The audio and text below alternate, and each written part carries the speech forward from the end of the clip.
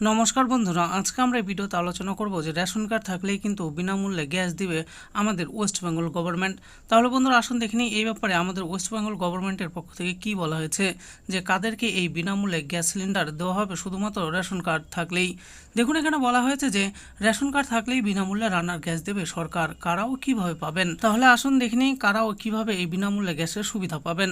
বলা হয়েছে যে আমজনতার জন্য রান্নার গ্যাস নিয়ে বিশাল বড় সুবিধা দেওয়ার প্রতিশ্রুতি দিল তৃণমূল।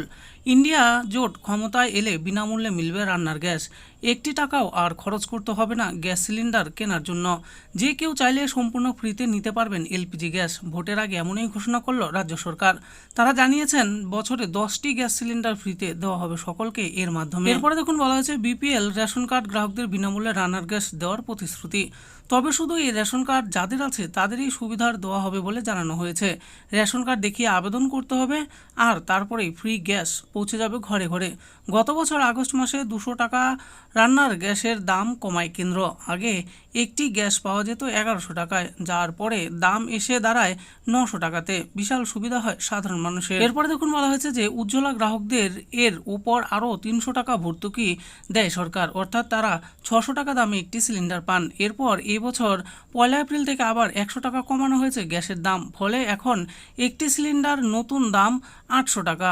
কলকাতায় এই রান্নার গ্যাস সিলিন্ডার সাধারণ গ্রাহকদের জন্য 829 টাকা আর উজ্জ্বলা গ্রাহকদের জন্য 529 টাকা দামে মেলে বর্তমানে। যাই হোক, এইরকম বারবার গ্যাসের দাম কমানোয় স্বস্তির নিঃশ্বাস ফেলেছে সাধারণ মানুষ। তবে এবার তাদের অবাক করে রান্নার গ্যাসের দাম শুধু কম নয়, একেবারে ফ্রি করে দেওয়া হলো। নির্বাচন শুরু হয়ে গিয়েছে, এদিকে রাজনৈতিক দলগুলির প্রচার পর্ব শেষ হয়নি এখনো।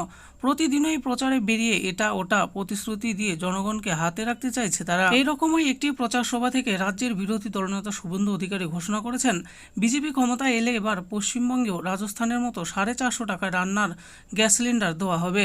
তারই পাল্টা জবাবেই রাজ্য তৃণমূল সাধারণ সম্পাদক অভিষেক বন্দ্যোপাধ্যায় বলেছেন তারা 450 টাকায় আগে সিলিন্ডার দিয়ে দেখা। এর সঙ্গে তিনি বলেন যদি লোকসভা নির্বাচনের পর সর্বভারতীয় ইন্ডিজোট ক্ষমতায় আসে তাহলে মানুষকে 10টি গ্যাস সিলিন্ডার বছরে ফ্রিতে দেওয়া হবে।